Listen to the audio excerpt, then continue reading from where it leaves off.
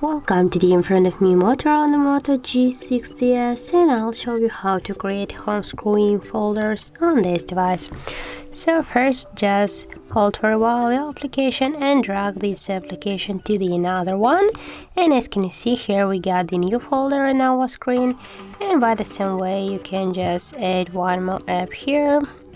If you, as can you see, we can also edit the name of this folder, for example the apps, and just tap here to OK, and as can you see, we just give a name to our folder. We can move this folder here on the screen. Just hold for a while and drag it to this section where you want to add the folder. Also, we can move our folder between the screens by the same way.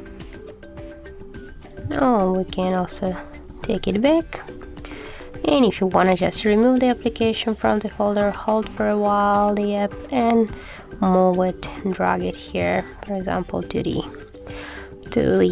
home screen. So that's how it looks. If you found this video helpful, remember to leave a like, comment and subscribe our channel.